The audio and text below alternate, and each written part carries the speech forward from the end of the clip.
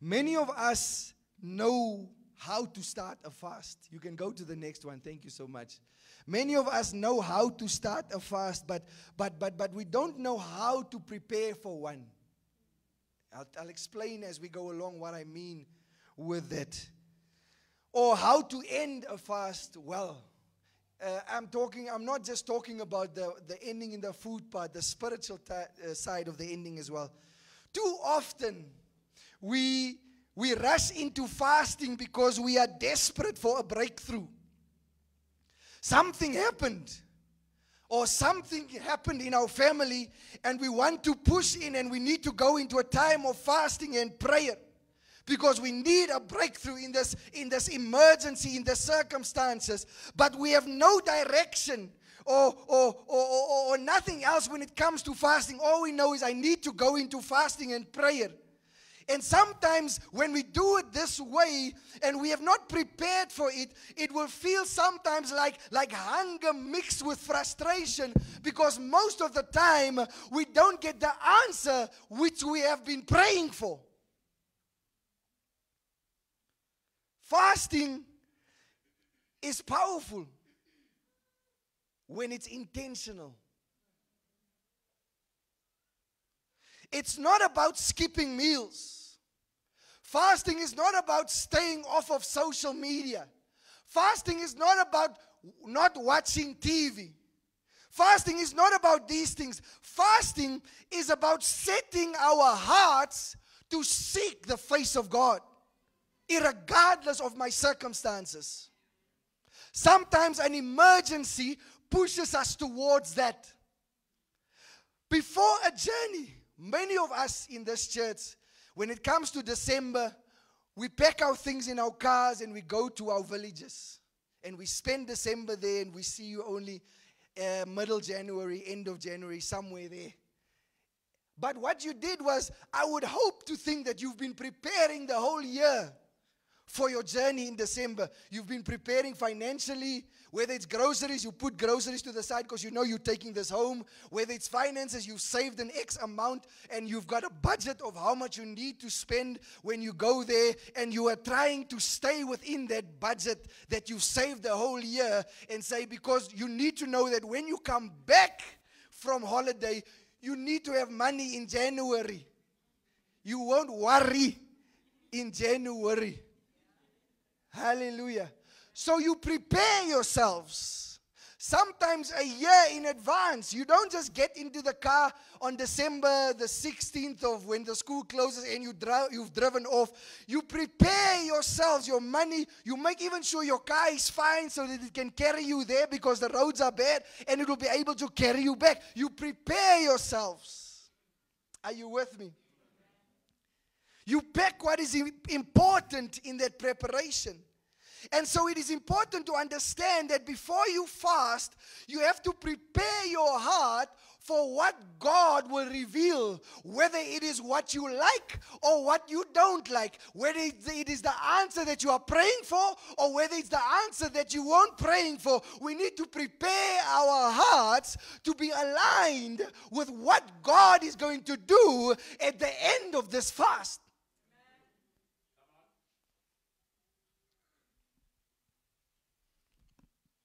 This is exactly what we see in Jesus. Before before launching his ministry, he withdrew into the wilderness to fast and pray. Not for show, but for alignment with the Father's will. And so today's message isn't about starving the body, but it is about shaping the heart when it comes to fasting and prayer.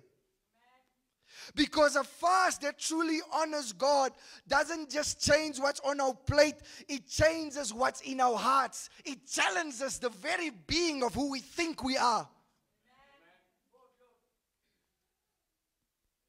It changes what's in our heart. And so like Jesus now, Ezra shows us that power in fasting flows from preparation in the heart.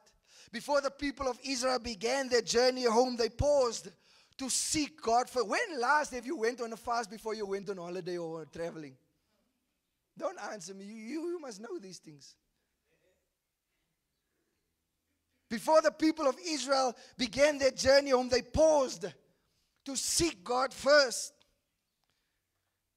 And so we're going to see how Ezra led the people to humble themselves before the Lord and prepare what was dead. Let's move on to the next one. Preparation before the fast. I want to encourage you, family. If you have your notebooks here, make notes, because I'm going to give a lot of practical application through the sermon. If you are able to make notes on your phone without going through social media, being tempted to go through, the devil will do that with you. You are making notes, and then there's a message that comes through on Facebook or WhatsApp, and then you press it even by accident, and then your screen changes. These things happen. So rather put your phone on flight mode, disconnect from the Wi-Fi if you are, so that you don't fall into that temptation to go on TikTok, because the sound might even be loud, and then we will hear. And we don't want to be tempted to reprimand you in the old church. Hallelujah. No, I'm joking. I won't never do that. But if you can do that, please make notes of this. I won't mind you looking at your phone while we are preaching. Chapter 28 to 23. Then I proclaimed a fast there at the river Ahava, that we might humble ourselves before our God, to seek from Him a safe journey for ourselves and our children and all our goods. May God bless His word and write it on the tables of our hearts. We need to understand that Ezra led a group of exiles returning from Babylon to Jerusalem. I've spoken many times on this passage. Their journey was dangerous. Traveling in that time was just as dangerous as it was today. There were also people in biblical time, gangsters, that would hijack caravans of people that would travel. So it was dangerous. It's the same spirit. It's just more modern today. But the same spirit is there. That spirit never died. It just came with the generations. Their journey was dangerous. The king told Ezra, don't you want soldiers? And so Ezra refused the king's offer. Instead, Ezra trusted the Lord to protect them. Aye. Before they moved, they bowed. Before they acted, they aligned. Ezra knew that victory in the journey would depend on spiritual preparation and not human protection. There's another passage that says, if the God of Israel doesn't protect the house, the protectors are protecting this house in vain. Ezra understood the assignment. He knew what was going on. Ezra called the people to humble themselves before God. In other words, true fasting doesn't begin with skipping food. True fasting begins when we said, Lord, I cannot do this in my own strength. I need you to go before me and do this on my behalf. In other words, I need to bow before God. I need to humble myself before God, because I cannot do it on my own. I don't have enough money to do this on my own. I don't have enough wisdom to do this on my own. I don't have enough strength to do this on my own. But I know you can. Hallelujah. Ezra called his people to humble themselves. James chapter 4 verse 10 says, it won't be on the screen. He says, humble yourselves before the Lord, and He will lift you up. Humbling means here, it means humbling talks about I'm humble enough to understand that I am dependent upon Him. I cannot do this myself. That's what humility is when you look at it from a biblical Christian perspective. It says, Lord, I have no way to do this on my own. Lord, I have no way to make this company successful on my own. Lord, I have no way to run this family on my own. Lord, I have no way to raise these children on my own. Lord, I have no way to go into this job interview, even though they told me that I got the job, to do this on my own. Lord, if you don't go with my CV, then I don't want to go with it. You need to go with my CV. You need to go with my sales pitch. You need to go with wherever I go. That's what humility means for the born again believer. Dependence upon God. Psalm 66 verse 18 says, if I regard iniquity in my heart, the Lord will not hear me. Pride brings iniquity in the heart of the born again believer. Then we wonder, we even go as far to say, but we are cursed because God never answers our prayers. We are not cursed, we are prideful.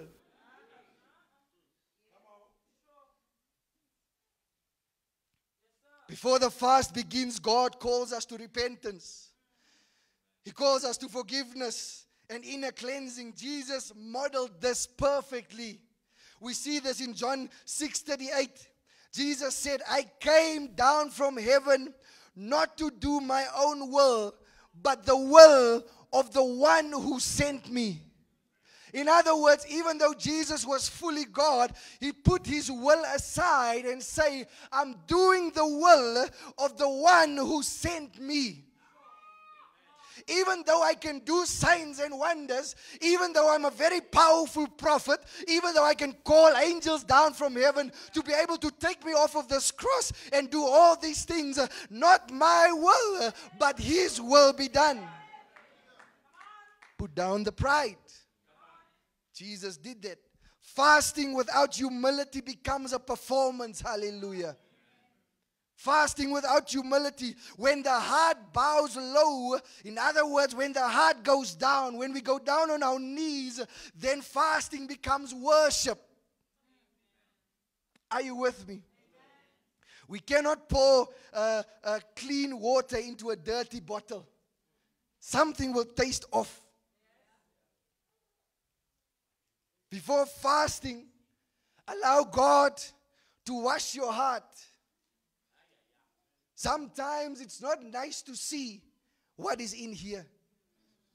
You won't even believe what is in your own heart when God starts showing. Me, that person, never days. You must be joking. I'm then born again. I've been born again for 30 years. How can I have this thing in my heart? I've served the Lord. I've prayed for other people. They got healed. God has used me. How can this thing be in my heart? That's what a prideful person says. Repentance is the washing and the preparation of the vessel so that God can move through that vessel. And so we must ask the Holy Spirit to search our heart. Pride and offense are spiritual poisons. God needs to remove them before we begin our fast. Fasting is not about proving how long I can stay without food, or how many meals I can skip, or how long I can pray during the day, and how long I can talk with God. Fasting is not about that. It's about admitting how much you need the Lord. Ezra's fast had direction. It was going somewhere. He said, to seek the right way for us. That was the direction in that passage. For us, our children, and our goods. To seek the right way. There were probably different ways. Only the Lord knows where the hijackers would be stationed, in which roads. And so he might have even been able, because it was the nation of Israel, so he could say, you guys go that route and check it out, do a scout. You guys go that route, you guys go that route. Go see which route is the best. He could have done that because he was in charge of a lot of people. But he sought for the right way.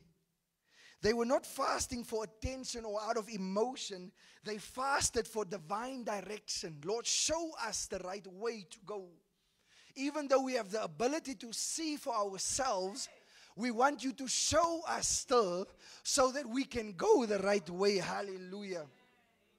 Psalms 37 verse 5 says, write this down. He says, commit your way to the Lord. Trust also in him, and he shall bring it to pass. Whether this way, he doesn't say commit the unfamiliar ways to the Lord. Whether this way is familiar or whether this way is unfamiliar to you, he says, commit your way to the Lord and he will direct your path. Hallelujah.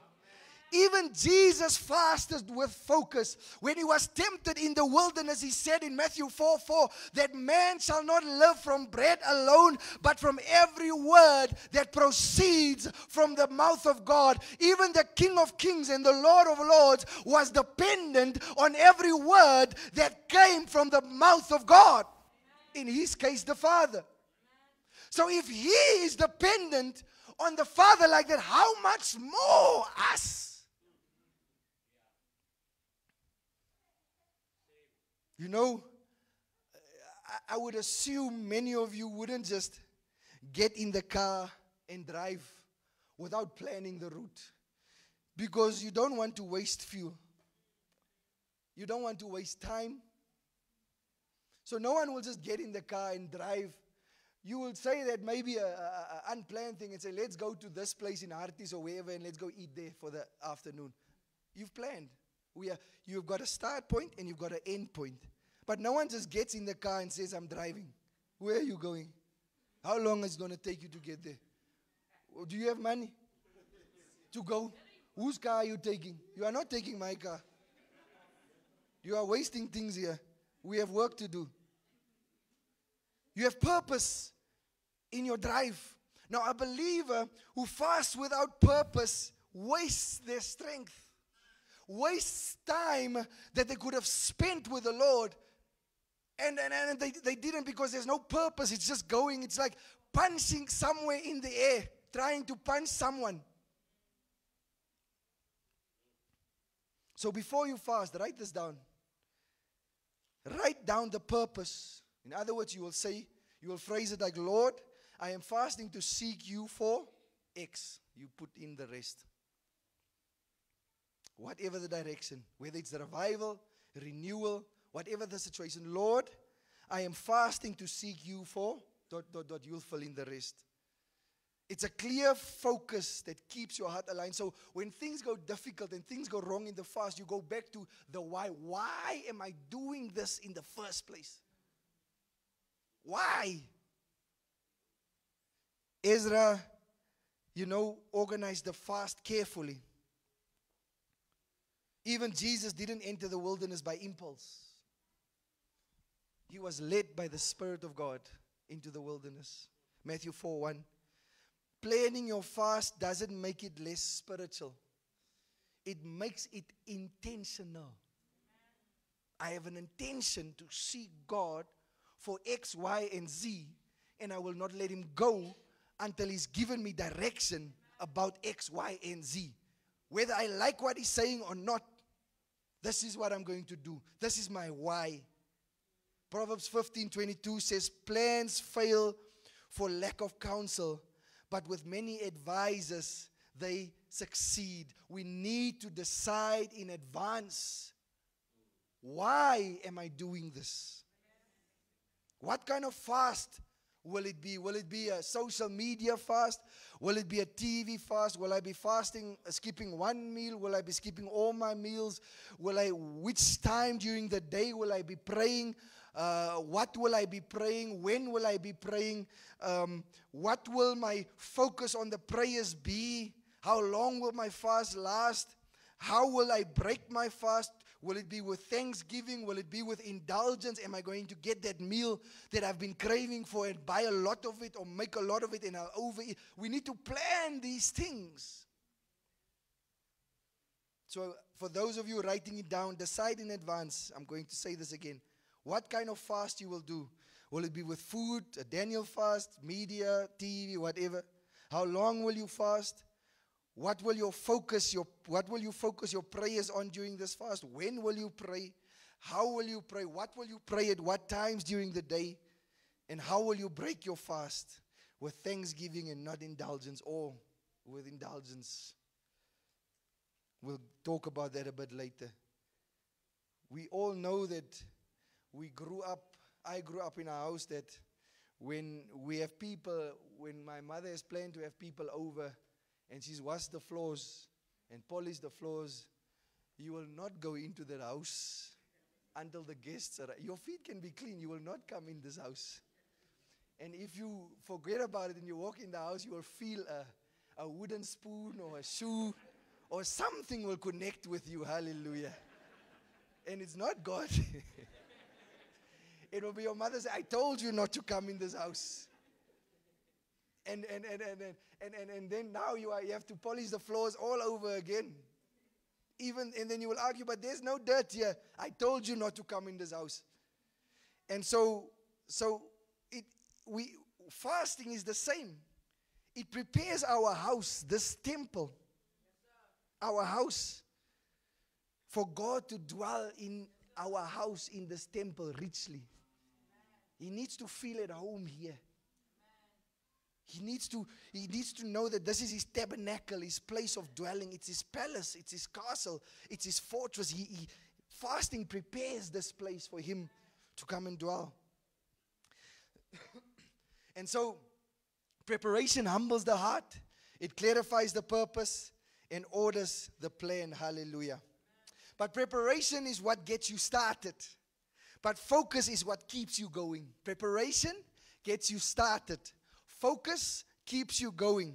Preparation gets you started. Focus keeps you going. Even Jesus faced distractions in the wilderness, yet his focus never shifted from the Father's voice. And so we are going to see how Daniel modeled the same focus in his fast. Point number 2, thank you. Daniel chapter 10 verse 2 to 3. Relax, you are tired. You've been fasting the whole day. And then you are like, yeah, you know what? This is God's speech. It sounds just like God's voice. It will even quote a scripture from the Bible. You know that one scripture where Isaiah went, and I think one of the prophets, he fell asleep, and then the birds gave him food and what, and then it will even help you with interpretation. No, God, this guy was sleeping, and God said, take a nap, eat something, and then carry on with your day.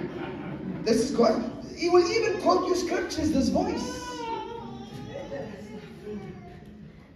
But then you go back to the why. Why am I doing this?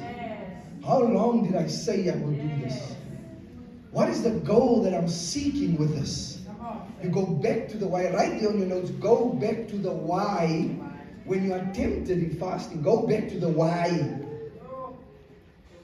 Daniel, he separated himself from distractions.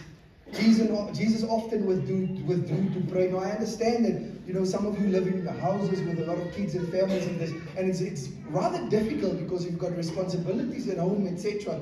But there's a time where you need to sit your family down and talk to them. Say, guys, for the next few days, sort yourselves out. I'm not cooking, I'm not cleaning, I'm with the Lord. And spouses, you need to understand, if this happens, then it needs to happen. We need to respect that this is, you obviously have to negotiate within your own family. How you do that, however your family dynamics work. But it's just some wisdom. Jesus, Luke 5:1, he often withdrew to places, lonely places, and prayed. Because the thing is, we cannot stay spiritually sharp while constantly feeding on noise. You need to be sharp in the spirit. We cannot, when we feed on negativity or endless scrolling, focus. When we want to focus, we need to become still. It thrives in stillness.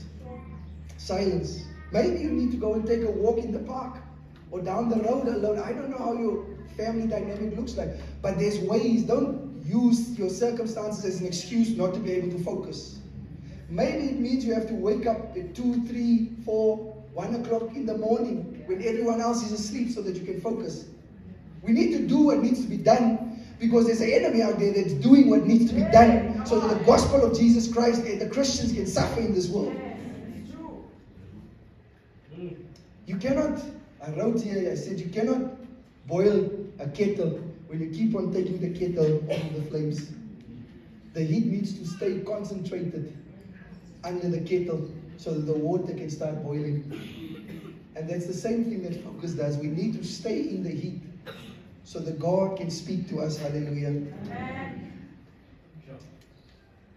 Focus sustains the fast, but every fast must eventually end. And how we end it matters. Nehemiah showed us that Jesus-centered fast ends not in relief but in response. When we look closer, we see that this story, his story, points us to Jesus, Nehemiah's story, who ended his fast by feeding others and not himself. In other words, point number 3, breaking the fast with worship and obedience. I'll explain to you what I mean now. As soon as I heard these words, I sat down and wept and mourned for days. And I continued fasting and praying before the God of heaven. And I said, O Lord God of heaven, the great and awesome God who keeps covenant and steadfast love with those who love him and keep his commandments. Now, Nehemiah fasted after hearing that Jerusalem's walls lay in ruin. We know the story. His fasting didn't end with tears. He cried before the Lord, but it birthed action. He prayed He repented and then rose to rebuild. He prayed, he repented, he rose to rebuild. And that's how a true fast ends. When our heart moves from petition into participation. From asking God to move to allowing God to move through us. We see a shadow of Jesus Christ. Just as Nehemiah rebuilt the broken walls of a city, Jesus came to rebuild the broken hearts of humanity. He fasted. You only see one sign and wonder, which was the wedding at Cana before the fast. After the fast, you don't see anything else. After the fast, you see him going in power. He moved. Both began with prayer and ended with obedience to God's mission. In other words, when God sends you to fast, when God leads you by His Spirit to fast, and God puts on your heart to pray for the salvation of people in your neighborhood, that means He's not saying, God, bring a missionary in from outside and come and save my neighborhood. He's saying, you who's in this neighborhood, pray for your neighbor's salvation. You who have planted there, that place, you are responsible there to pray for the salvation of that neighborhood. You. When Nehemiah began his prayer, his first words weren't about the problem. They were about the person of God. When you read it further, you say, even though the situation was dire in Israel, he said, "Oh, great and awesome God, you who keep covenant and mercy."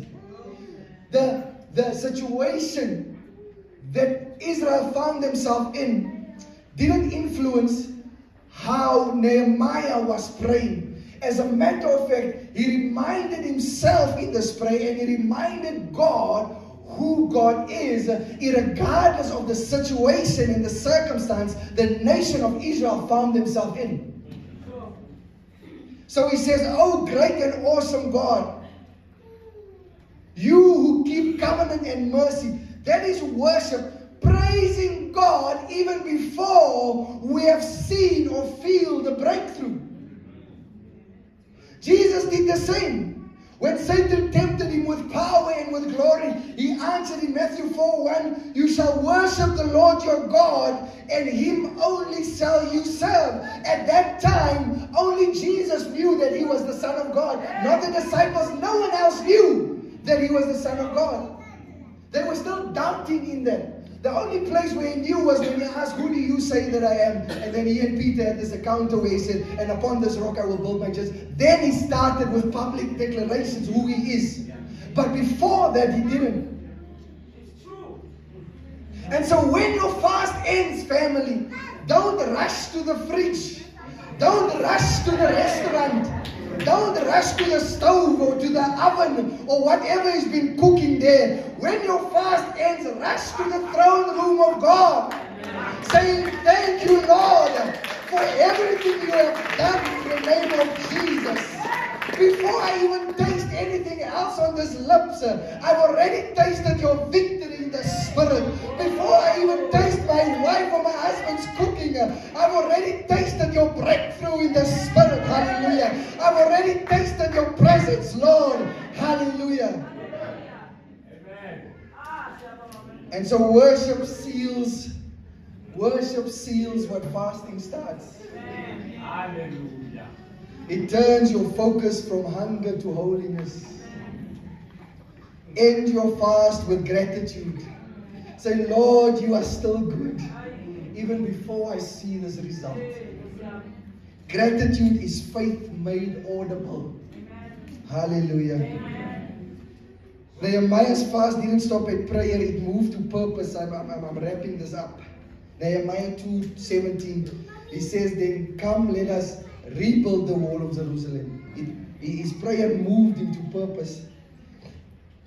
He turned devotion into decision. And this points us to Jesus, who after Jesus' fast came out of the wilderness in the power of the Spirit, Luke chapter 4:14, and he was ready to heal, he was ready to preach and ready to restore what has been broken in the lives of the people. Now, we all know that while most of us charge our phones at night, plug it in, and the plug is into a socket in the wall or wherever, and it charges. But the phone is useless when we never unplug it and walk off with it to wherever we go. There's no point in having a phone that has all this potential. You read your emails, it's got all this potential, but it stays plugged into the wall. It's connected to the source of power, but it's plugged into there's no point. You can have an iPhone 17, what? Pro Max X. There's no point. The phone has no value to you if it stays charged in and you are not using it. The proof in fasting is not what you felt while you were praying and seeking God. It is what you follow through on after God has spoken to you during the fast. Fasting resets your heart. Obedience keeps it steady. Gratitude protects the gains of your fast. In other words, it protects the breakthrough that's going to happen. Thessalonians 5:18 says, in everything give thanks, for this is the will of God in Jesus Christ in you. Whether you have the breakthrough or not, in everything give thanks. Nehemiah's obedience brought restoration. Jesus' obedience brought redemption. There's always something that's happening after a fast. There's always a breakthrough of some kind happening after a fast. Philippians 2 verse 8, we see that he humbled himself and became obedient to death, even death on a cross. And so the greatest fast ever kept was on the cross. He had the ability, I'm sure, because he was 100% human, he had the ability to call angels down to take him from the cross. He had the ability to take himself off the cross. He had the ability to kill all those people who was persecuting them. He had the ability to do all these things, but he was on a fast. He denied himself completely so that we could be filled forever. He emptied himself so that we can be filled, hallelujah, on the cross. His obedience, the obedience of Christ became our salvation. If he was not obedient, we wouldn't have been saved today. Family, when you finish your fast, let gratitude become your rhythm. Let obedience become your lifestyle. The goal of fasting isn't a relief from what's tormenting you. The goal of fasting is renewal, to become new, to be filled more with him and less of me. Hallelujah. I want to conclude. Fasting that honors God always points to Jesus and his finished work on the cross. He prepared his heart in the wilderness. He focused his spirit under temptation. He ended his fast in obedience and in power. So when we fast, we are not, I repeat, you write this down. When we fast, we are not trying to earn God's favor. When we fast, we are not trying to earn God's favor. We are simply aligning with Jesus, who already won the favor of God for us through his death and his resurrection. I want you to, next time when you fast, as a matter of fact, we will be fasting at the beginning of next month. Prepare like Ezra. Write this down. Prepare your fast like Ezra did. Focus like Daniel. Obey like Nehemiah. Let me repeat that because there's people writing. Prepare like Ezra. Focus like Daniel. And obey like Nehemiah. But most of all, I want you to follow the example of Jesus Christ when you fast.